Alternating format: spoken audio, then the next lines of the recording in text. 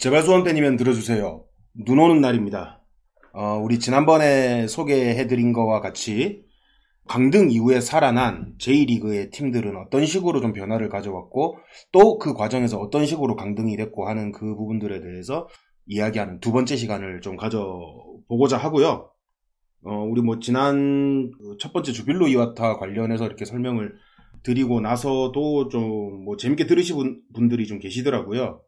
그래서 팟빵하고 유튜브에 관련해서 이렇게 좀 댓글 달아주신 분들 그거부터 한번 좀 읽고 그렇게 갈게요. 네, 그렇게 하시죠. 연재물. 일단 요거 유튜브에 올라온 댓글 제가 한번 좀 소개해 드릴게요. 네. 청주 팬이시라는데 구단에서 준비 잘 안 하면 시즌 내내 고전할 수 있습니다.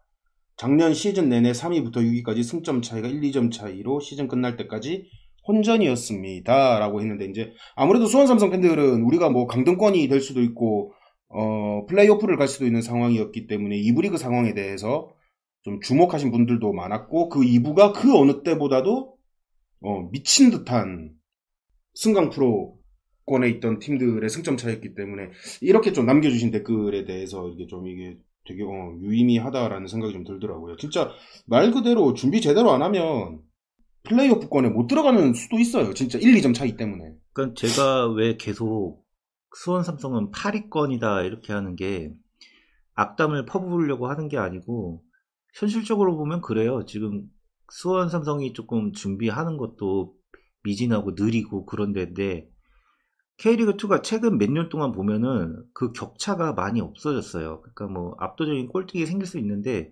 중상위권의 격차는 물리는 관계?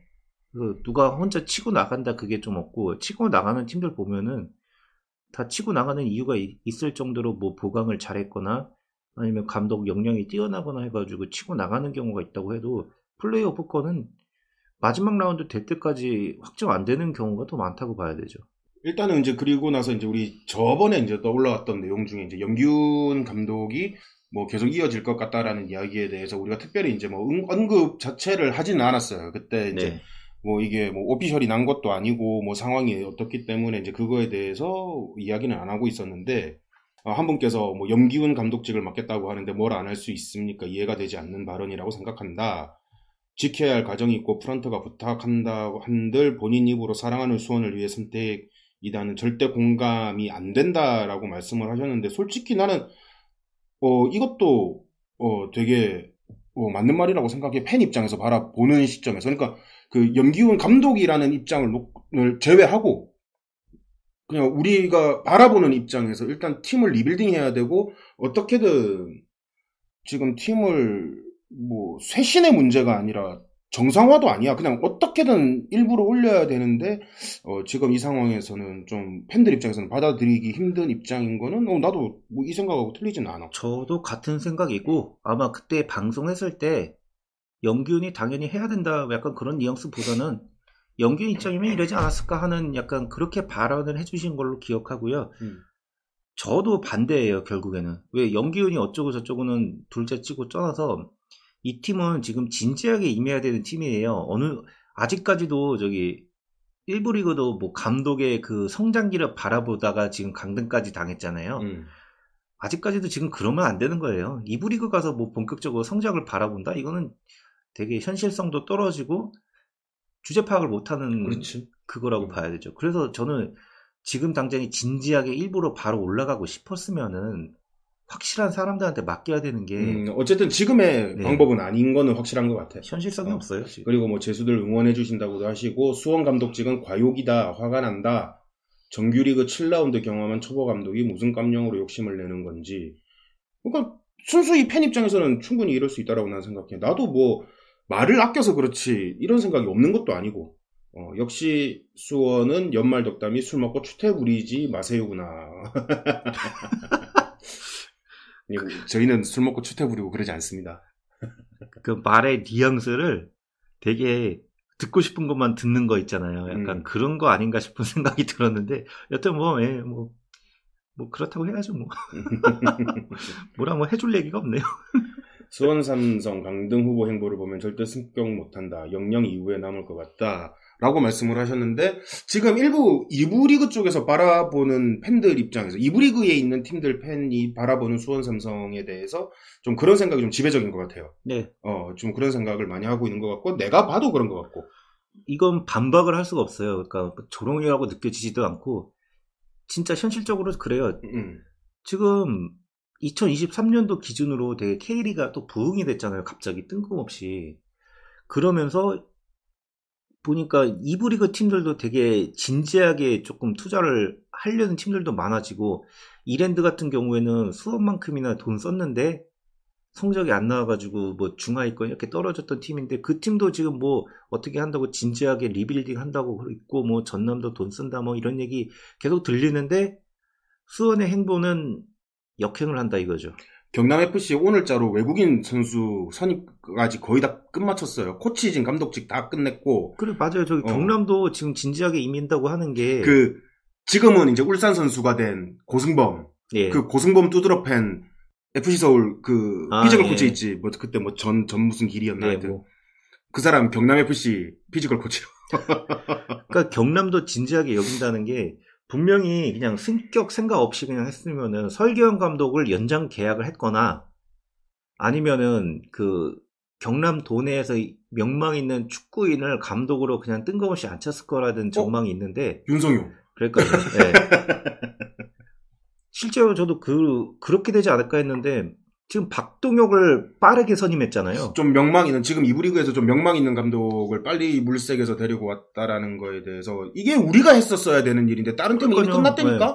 끝나자마자 선임한 게 경남은 박동혁이었고, 이렇게 보면은 2부 리그에서도, 2부 리그 팀들도 계속 있었던 팀들도 되게 진지하게 임하면서, 내가 이 흐름에 타가지고 나도 저 1부에서 좀 잘 나가 보겠다, 이런 마음가짐이 많이 보이는데, 수원 삼성은 그냥 뭐 하는지 모르겠어요. 일단은 뭐 하는지 모르겠다는 게 제일 큰 것 같고, 염기훈 감독 입장에선 다른 방법이 있었을까 싶네요. 구단에서 대체 감독을 찾았는지도 모르겠고, 팬들 위해 감독직을 내려놓는다. 그것도 맞는 행동은 아닌 것 같고, 아버지 손잡고 경기장 다닐 때부터 좋아했던 구단인데 많이 안타깝네요.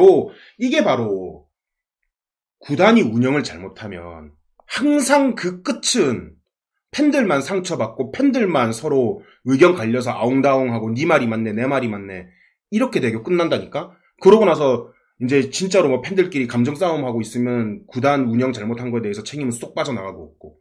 그냥 우리들끼리만 치고받고 싸우고 있고, 다른 애들은 그거 보면서 조롱이나 조리돌림이나 하고 있고, 약간 그렇게 흘러가죠. 그러니까 이 지금 비정상적인 행동으로 인해서 많은 사람들이 가슴 아파하고 그런 상황이고, 그 다음에 이제 뭐 그 전에 올렸던 녹음건에 대해서도 이제 많은 분들이 댓글 달아주시고 했는데, 일단은 오늘은 여기까지만 하고, 팟빵 댓글로 한번 좀 넘어가 보도록 하죠. 네, 그러죠. 일단은 저희가 저번 녹음하고 12월 마무리 거를 읽지를 못했는데 죄송합니다. 이거는 일단 너무 많아가지고 1월로 그냥 넘어가겠습니다. 12월에 달아주신 분들 감사합니다. 후원도 감사합니다. 예, 다들 감사드리고요. 네. 그러면은 24시즌 1화부터 지금 읽겠습니다. 서사기님이 1,000원 후원해 주셨고요. 그리고 JC237님이 나카야마 미우라만큼 유명한 선수였죠. 일본 월드컵에서 첫 골 넣은 선수였고, 나나미는 현 일본 국대 코치네요. 이거 전 이것까지는 못했는데 국대 코치로 왔군요. 이분도 이게 좀 동아시아 축구 쪽에서 좀 조예가 깊으신 분이네. 네, 많이 알고 계시네요. 저는 이게 그때는 저기 방송 하기 전에 얘기했나 모르겠는데, 진짜 조금 일본 쪽에 관심 끊고 있다가 갑자기 삘 받아가지고 막 찾다 보니까 이게 뭐 그렇게 완벽하게 100% 훌륭한 정보라고는 조금 제가 자부는 못하겠네요. 그래서 이렇게 댓글 달아주시면 감사합니다. 저도.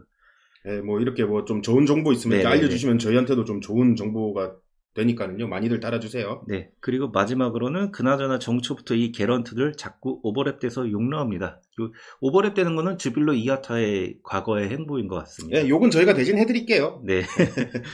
그리고 빨간토끼님 700원 후원해 주셨고요. 혼자 집간너님이 매창은 억함하고 남겨주셨는데요. 요거는요, 저희가 지금 오늘 저희가 녹음을 2개를 딸 거예요. 네. 오늘은 우리 이제 특집으로 쭉 이어간다는 내용에 대해서 좀 진행을 하고 나서 그거 끊고 나서 그거 하나 올리고 나서 다음 날 네. 다시 이번에 이슈 많았잖아요. 뭐 단장 선임, 그다음에 대표이사 선임, 뭐 요런 이야기들, 뭐 그 새끼까지 해서 네. 뭐 쭉 한번 우리 그 감정을 한번 좀 쏟아내 보는 시간을 갖고 오늘은 우리 특집으로 가는 요 시간만 짧게 빠르게 끝내보도록 하죠. 이슈는 우리 다른 멤버들하고 같이 하도록 하겠습니다. 그리고 혼자 직관녀님이 새해 꼴 많이 받으세요 남겨주셨고요. 예, 우리 혼증님도 꼴 많이 받으십시오. 예, 혼증님 또 달아주셨네요. 댓글 읽어주세요. 읽었습니다. 병이야 병. 예, 그리고 마지막으로 영등포님이 댓글 달아주셨는데요. 내가 이 댓글이 좀 많이 와닿더라고. 네, 저도 좀 감명 깊게 봤습니다. 안녕하세요. 수원팬 아닌 부산팬으로 제수들 방송 들은 지 6, 7개월 정도 됐는데 글은 처음으로 남겨봅니다. 부산팬도 들어주시다니 감사합니다. 24시즌 첫 방송 주빌러 이아타 얘기 너무 흥미롭고 재미있게 잘 들었습니다. 감사합니다. 수원팬 아니라 깊은 곳에 골마 터진 것까진 모르지만 그간 눈으로 귀로 보고 들었던 문제들과 거의 복부 수준이긴 합니다. 제 응원팀도 수원보다 못났으면 못났지 잘한 거 없다고 보니 심하게 동병상련 느낍니다. 오프닝이나 엔딩 테마 청백전의 챔피언으로 해주시면 안 될까요? 모든 클럽 응원 중 최고라고 생각합니다. 네, 우선 뭐 답부터 좀 남겨드리면 아마 6, 7개월 정도 전부터 이제 저희 방송을 들었던 거는 아마 우리가 강등의 가시권이고 이제 부산과 당장 맞닿을 수도 있기 때문에 그쵸, 자리 교체도 할 수 있고 그래서 이제 슬슬 이제 수원에 관심이 가져서 이제 이렇게 좀 하시지 않았나 뭐 요런 뭐 재밌는 네. 생각도 해보고. 이 무렵에 수원 요즘에 컨텐츠 하시는 분들 많은데 브이로그가 많고 우리처럼 옛날부터 팟캐스트 하는 방송들이 많이 없어졌어요. 그래가지고 이런 거 찾으시는 분들이 수요가 생기지 않나 해가지고 여기까지 찾아오신 것 같습니다. 그러니까 내 저번에 얘기했잖아. 우리 팟캐스트 같은 건 그 하수구에 물 틀어놓은 것처럼 그냥 쭉 빨려 들어가게 그냥 네. 틀어놓고 그냥 쭉 빨려 들어가게 그냥 들어오면 돼. 근데 더 웃긴 거는 저도 이거 방송 리뷰한다고 다시 짓잖아요. 그렇게 한 킬로도 그렇게 쫙 흘러가게 들어요. 그래 그 수채구멍에 물 빠져서 나가듯이 그냥 그렇게. 네. 그리고 이제 주빌러 이아타 관련해서 이제 좀 큐가 준비를 많이 했어요. 많이 했고 이번에도 그런 시간을 좀 가질 것 같고 아마 그럴 것 같습니다. 그리고 뭐 부산이 수원보다 못난 거는 지금 없는 것 같아요. 특히나 이번 시즌 같은 경우에 다시 보강하는 것 보니까 수원보다 못하지는 않을 것 같아요. 정상화하려고 박진석 감독까지 데려오고 뭐 23시즌 영입도 여름에도 잘하고 뭐 했던 거 보면은 수원보다 나은 행보로 보였죠. 그리고 이제 뭐 오프닝에 청백적의 챔피언 해달라고 하셨는데 요거는 뭐 제가 언젠간 다음에 한번 가서 경기장에서 이 소리를 딸 수 있으면은 한번 해볼게요. 뭐 다른 분들이 뭐 유튜브나 이렇게 올린 거 많이 있는데 그거를 뭐 함부로 가져와서 하기도 그 원작자분들한테 좀 올리신 분들한테 죄송하고 또 함부로 뭐 저작권 있는 이런 거를 또 저희가 함부로 들고 와서 할 수는 없기 때문에 저희가 이제 항상 그 제수들 앞 뒤로 들어가는 노래 같은 경우에는 저희 이제 수원 삼성 팬 하시면서 이제 음악도 하시고 하시는 분께서 직접 만드신 노래를 저희한테 무료로 써도 좋다라고 이제 허락을 받고 쓰는 거기 때문에 이제 부담 없이 쓰는데 다른 부분들은 좀 그렇네요. 예전에 한번 팟빵이 그 뭐 무슨 음악권 저작 협회에 등록되어 있는 곡들 무료로 다 쓸 수 있게 해준다고 했는데 그게 뭐 좀 잘 안 됐나 봐. 그게 제가 기억하기로는 2, 3년 됐는데 자기네들이 이렇게 공지를 했는데 공지하고 몇 주 안 지나가지고 다 취소한다고. 네, 다 취소한다고 했어요. 그러니까 뭐 착오가 있었던 것 같아요. 내가 생각해도 말이 좀 안 되긴 했어. 네, 그렇죠. 뭐 그거 다 된다고 했으면은 그냥 저도 하고 싶은 노래 뭐 여기 신청해가지고 이 마우트로에 넣어달라고 그러려고 하고 싶은데 뭐 안 되니까 뭐. 뭐 아무쪼록 뭐 저희가 다음에 기회 되면 그걸 따서 한번 해드리도록 하겠습니다. 네. 일단 이렇게 소개해드리고요. 일단 우리 그 제수들 팟빵을 통해서든 유튜브를 통해서든 듣고 보고 해주시는 분들한테 하나 좀 부탁드릴 게 하나 있는데요.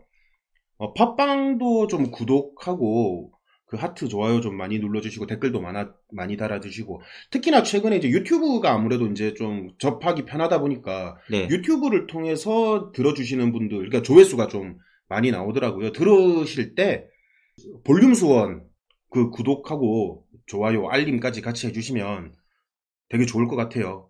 저희도 이제 미약 하나마 꾸준히 컨텐츠가 올라올 거고 또 저희가 이렇게 단순히 녹음해서 올라오는 컨텐츠로 끝나는 게 아니라 우리 그 업로드 하시는 분께서 또 재밌는 짤 같은 거 좀 보고 있으면 감탄 나오는 것들 이렇게 쇼츠로 또 올리시고 하시니까 지금은 좀 바빠서 좀 잘 못하고 있긴 한데 좀 바쁘더라고요. 예, 어쨌든 뭐 그런 것도 쭉 하시니까 유튜브에서 볼륨 수원 그거 같이 이렇게 좀 구독해서 좀 저희 함께 댓글도 남겨주시고 오늘처럼 이렇게 하면 참 좋을 것 같습니다. 자, 이제 본격적으로 주빌로 이와타에 이어서 어디로 알아볼까요? 이렇게 제가 찾아봤는데 주빌로 이와타는 일단 전야제였고 주빌로 이와타의 전제는 분명했습니다.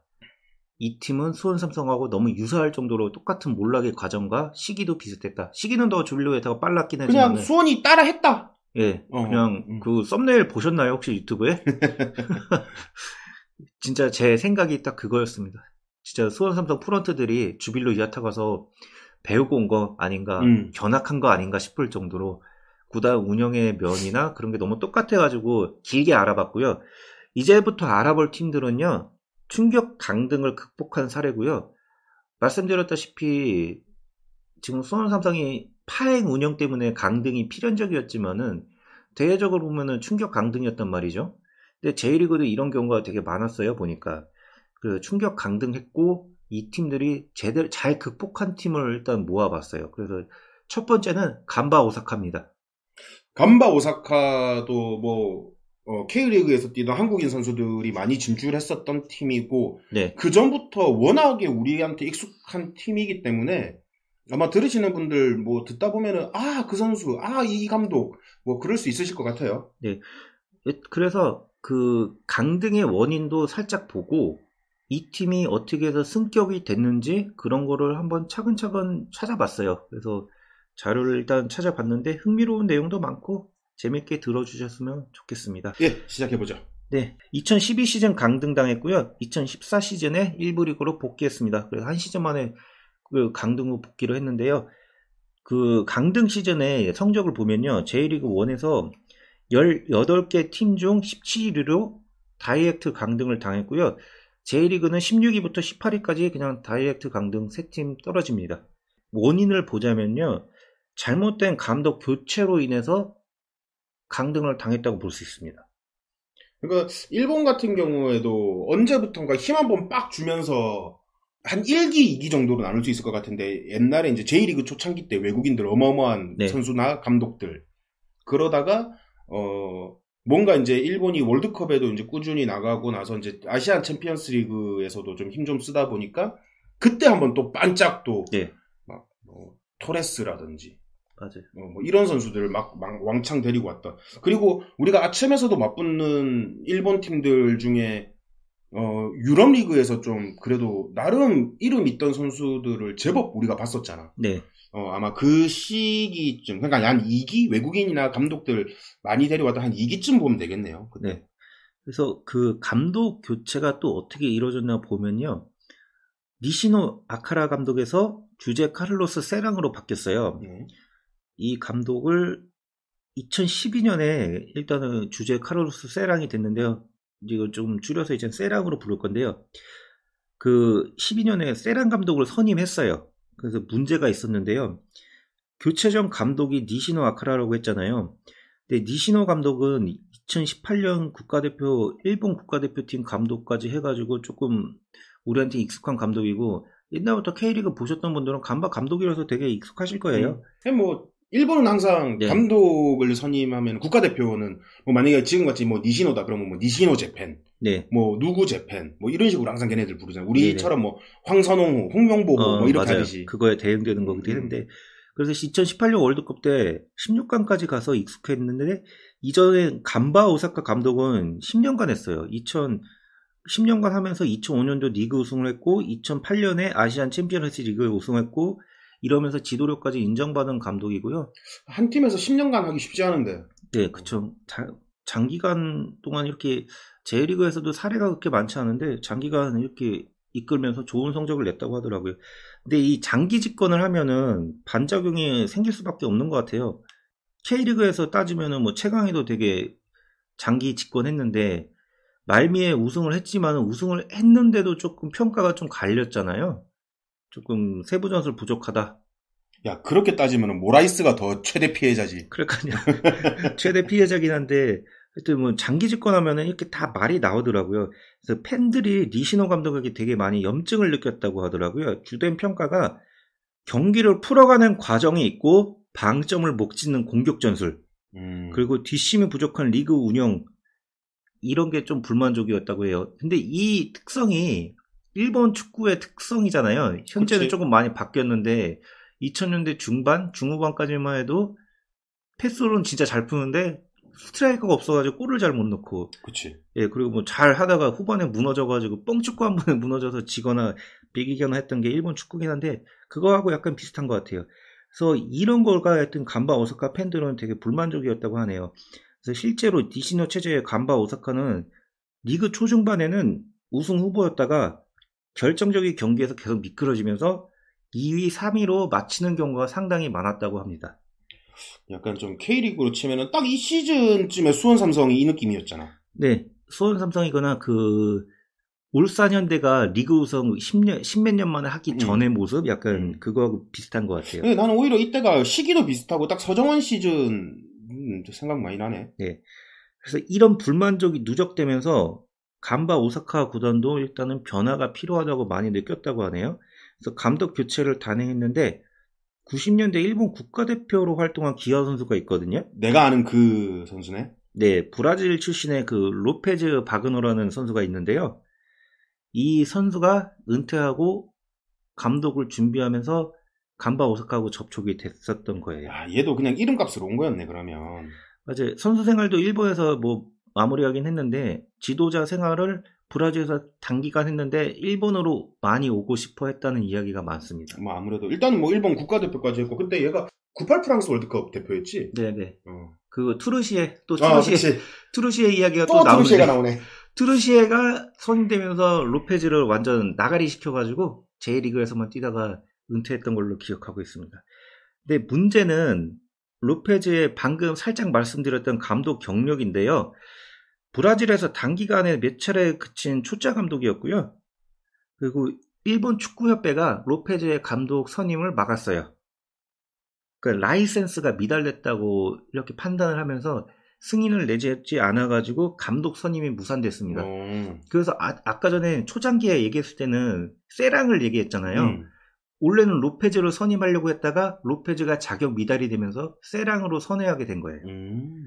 그래서 급하게 대체자를 되게 물색하게 됐다고 해요. 그래서 이것도 아마 1월 초에 일했던 걸로 기억하는데 지금 24시즌 수원하고 비슷한 시점에서 대체자 구한다고 했던 걸로 기억하고 있습니다. 그래서 대체자가 주제 세랑인데 노페즈는 그렇다고 떠난 건 아니에요. 그래서 감독 직책 대신 수석 코치로 앉았고요. 그리고 취임은 결국 했고 세랑을 보좌하는 역할로 명목상으로는 이렇게 선임을 했어요. 수석 코치 같은 개념으로. 네, 일단. 수석 코치인데 뭐 감독 못하는 수석 코치니까 약간 이거 약간 그거 아닌가요? 상황 아닌가요? 그렇게 느껴지긴 하는데 이 배경이 있는데요. 로페즈하고 세랑하고 브라질에서부터 약간 지인 관계라고 하더라고요. 그래서 로페즈가 내 감독 못하니까 세랑 보고 연락해가지고 저기 뭐 감독 좀 대신 해주세요 이렇게 해가지고 선임이 됐다고 하는 것 같더라고요. 그러나 그다지 이것도 좋은 상황은 아닌데요. 이게 추천을 했는데 명장을 추천해주면은 더 나은 거잖아요. 그치. 사실 세랑이 그렇게 명장은 아니었어요. 1980년대부터 감독 생활을 시작을 했는데요. 이렇다 할 업적이 없었어요. 그리고 1년 단위로 팀을 옮겨 다니는 그런 사람이었어요.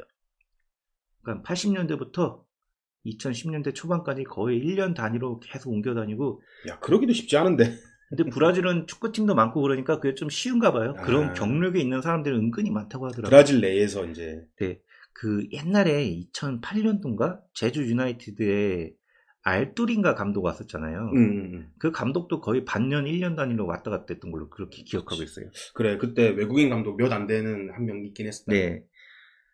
1년 단위로 이렇게 왔다 갔다 할 정도로 좀 경력이 안정적인 게 없었고, 좀 특이 경력이라고 하면은, 일본 웹에는 웃긴 게 수원 삼성 코치로 등록이 돼 있더라고요. 2002년도인가 그때쯤에. 그래? 근데 이게 오보이고요. 세랑이 따로 인터뷰를 해가지고 정정을 했다고 하는데, 그래서 일본에서 찾아보면 간혹가다 세랑이 수원 삼성 코치 2002년부터 2003년까지 했다 이렇게 나와 있는 것도 있는데 그거는 잘못된 거고 그 시절에 한국을 오긴 했었대요. 산토스 산하의 유소년 축구교실 담당자로 왔다고 하네요. 그게 좀 잘못 와전이 됐다. 그렇게 정정 인터뷰를 했다는 뭐 살짝 뭐 여담스러운 이야기도 있더라고요. 음. 그래서 매끄럽지 못한 대치자 물색이었잖아요. 저는 니시노에서 로페즈 가는 것도 좀 석연치 않았는데 로페즈도 안 돼가지고 세란까지 가는 이 과정 자체가 되게 좀 별로였어요. 그 간바 오사카 같이 이런 규모의 팀이 이런 식으로 주먹구구의 감독 선임을 한다? 이게 10년 동안 감독을 안 바꾼 부작용일까요? 안 해봐서 그런 걸 수도 있겠다. 그래서 되게 매끄럽지 못했고요. 구단 운영진들도 되게 안일하다고 저는 많이 느껴졌어요. 그리고 그 이유가 니시노 감독과 결별도 되게 순탄하게 한 게 아니고요. 니시노 감독은 아마 2012년도 본인이 간바 오사카를 지휘하는지 알았던 것 같아요. 갑자기 그냥 나가라고 했다 이렇게 전해지고 있더라고요. 그리고 안일한 게 노페즈의 자격 검증 여부를 못해가지고 선임하려다가 협회에서 또 빠꾸로 먹었잖아요. 그것도 검증 못한 것도 조금 왜 이따위로 하나 싶기도 하고, 그리고 또 그 이후에 벌어질 여파도 되게 고려를 못한 것 같아요. 그러니까 이게 강등되는 팀의 조건은 수원 삼성이 다 가지고 있다라는 게, 나고야도 이러다가 강등을 당한 거잖아. 아니 간바도 이러다가 강등을 당한 거잖아.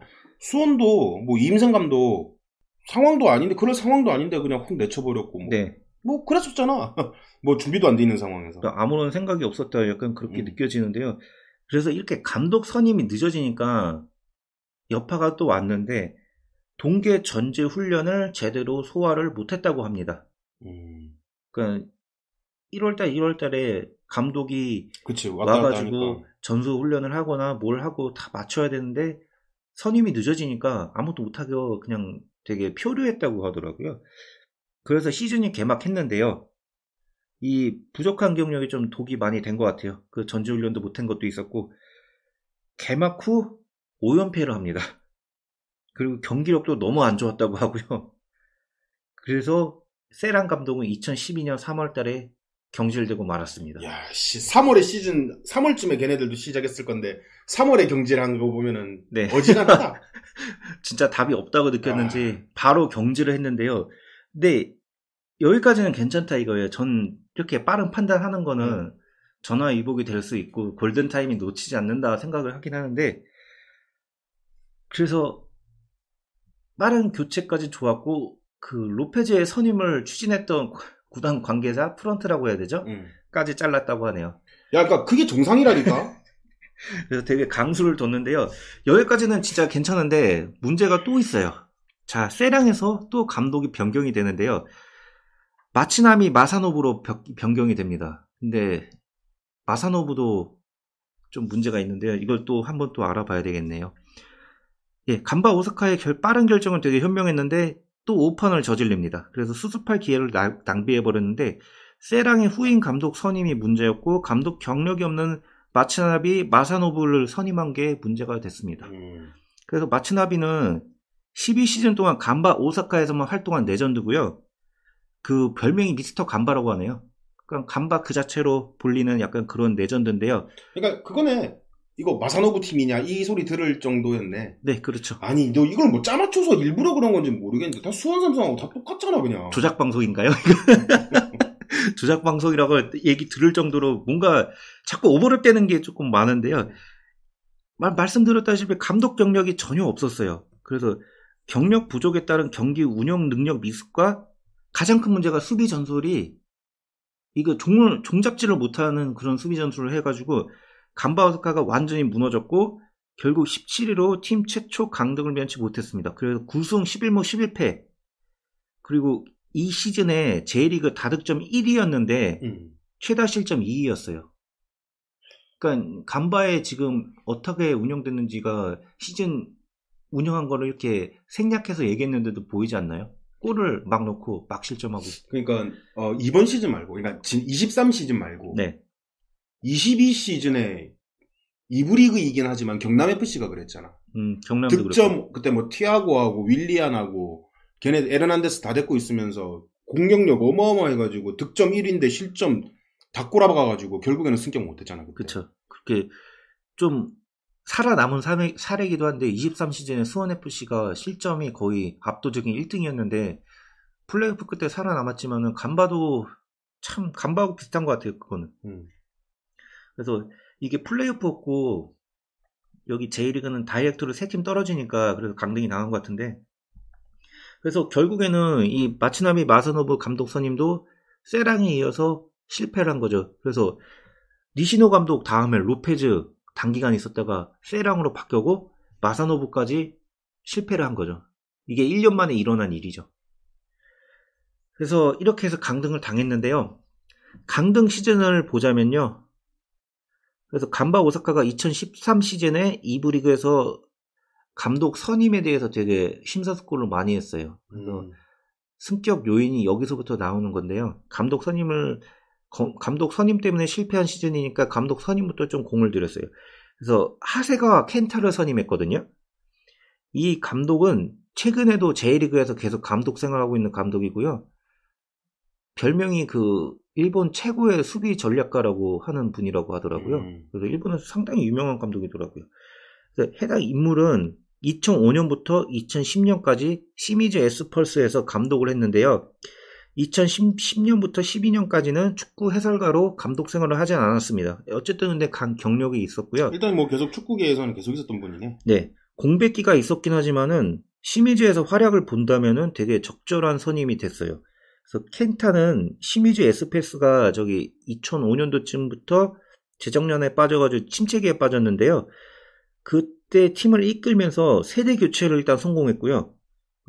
수비 전술 전문가라고 했잖아요. 되게 정교한 수비 전술로 이 슬럼프를 많이 벗어나게 했다고 하네요.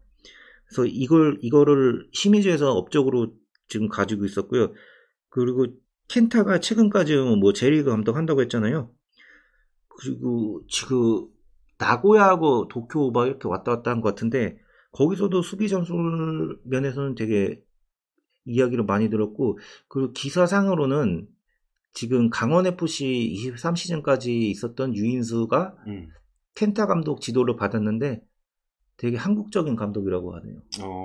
지도 스타일이 한국 감독하고 되게 유사해가지고 빡세게 굴리고 활동량 많아야 되고 수비 터프하게 해야 되고 그런 걸 되게 강조했다고 해요. 그러니까 지금 J리그도 점점 변화하고 있다니까. 옛날처럼 뭐 교과서 축구니 뭐 이런 거 이제 안 한다니까.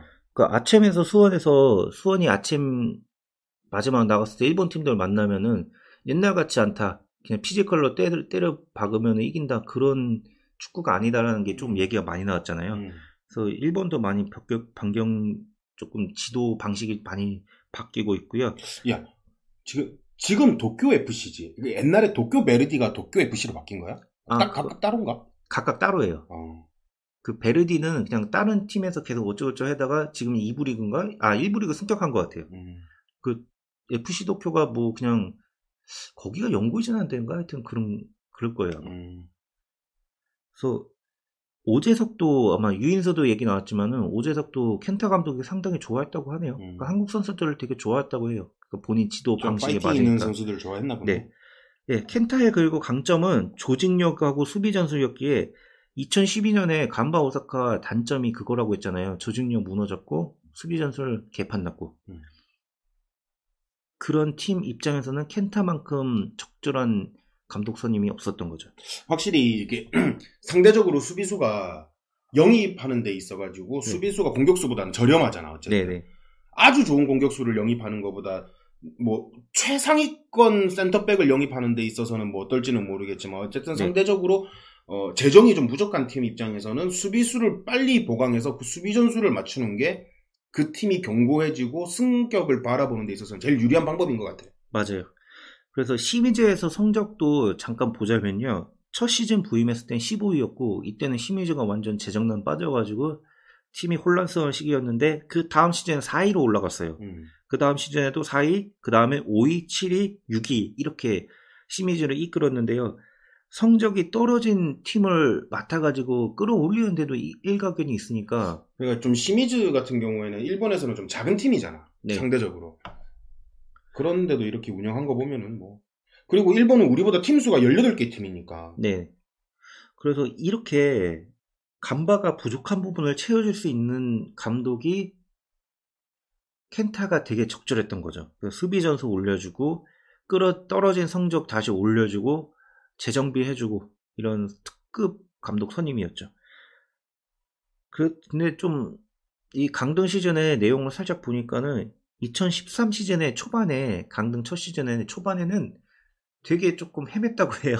그래서 켄타 감독도 이 인간도 조졌네 약간 그런 평가 나올 정도로 별로였는데 이게 조직력이 바로 나오진 않잖아요. 원래 그렇지. 감독들이 한 시즌 중후반은 좀 늦고요. 초중반부터 조금 나아지면서 조직력이 지금 살아나면서 그 잔류한 선수들이 또 있거든요. 간바에는 엔도하고 곤노가 잔류를 했는데 유명한 애들이네. 네.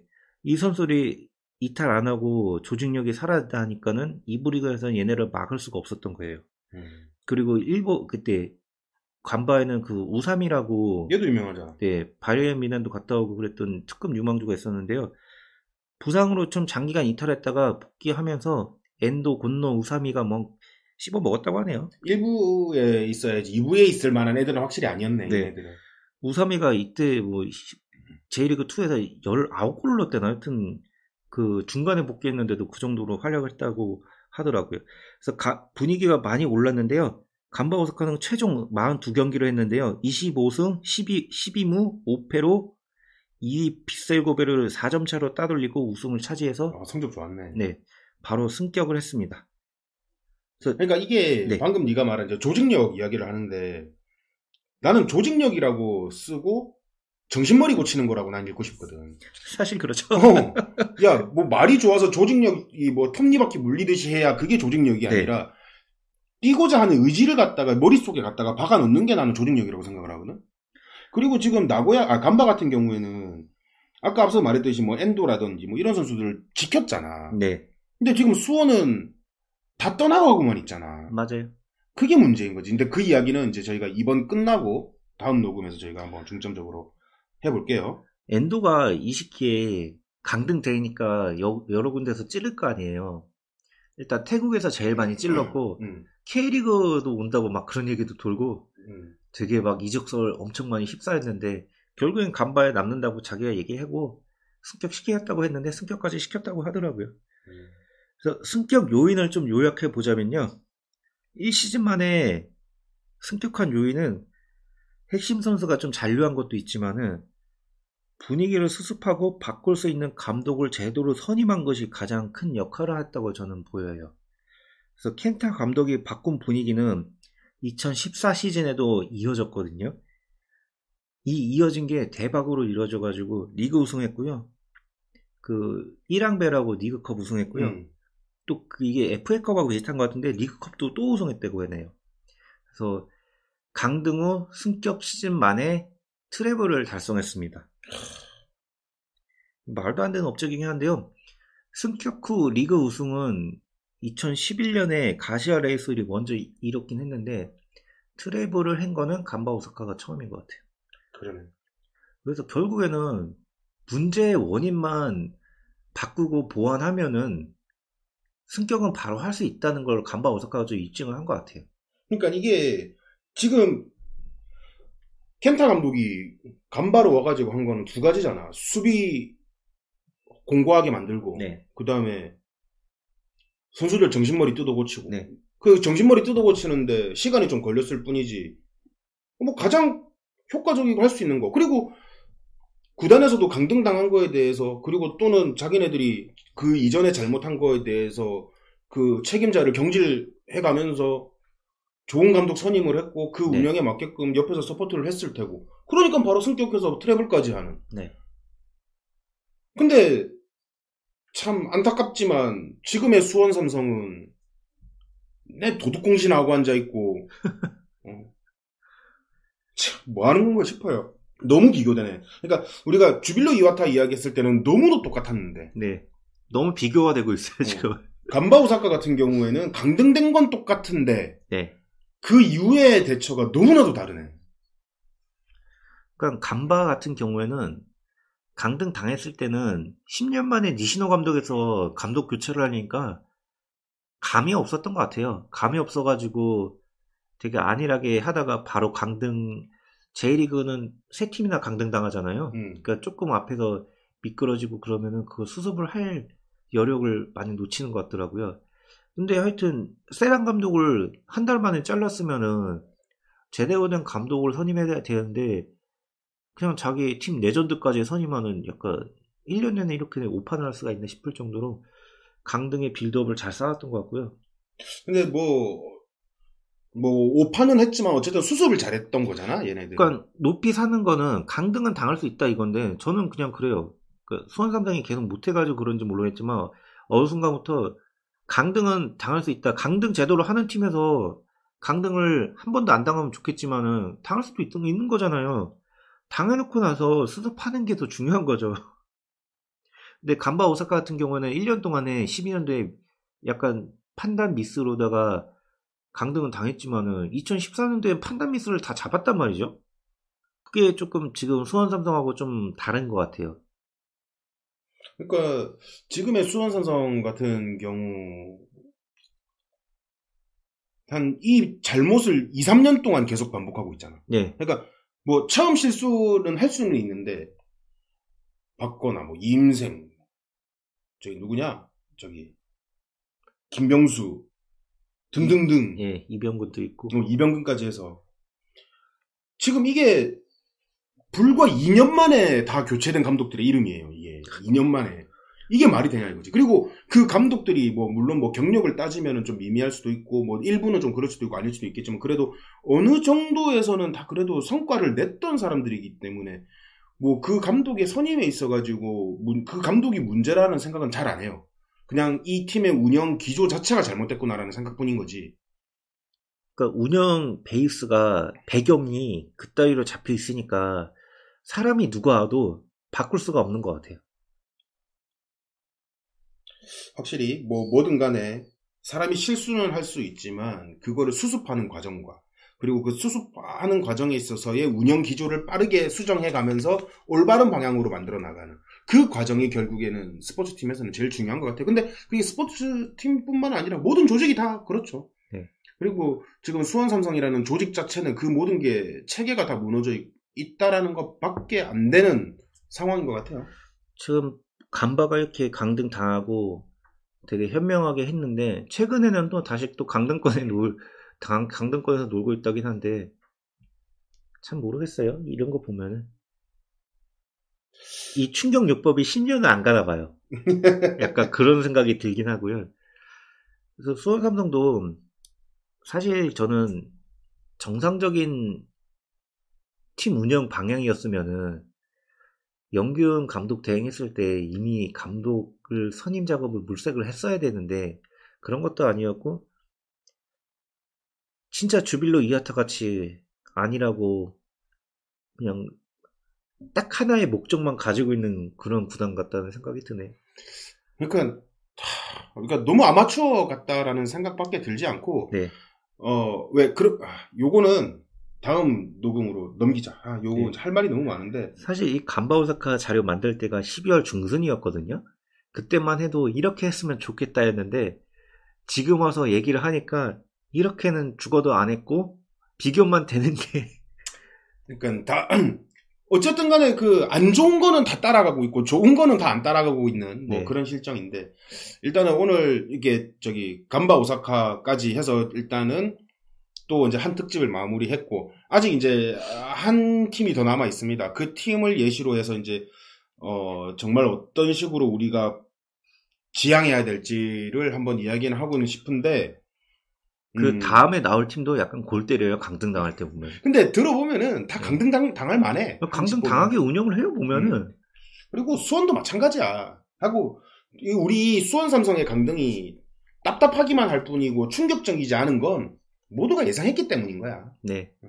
일단은 우리가 오늘 간바 오사카 지금 총 3특집 중에 2가지 특집까지 지금을 한 것 같아요.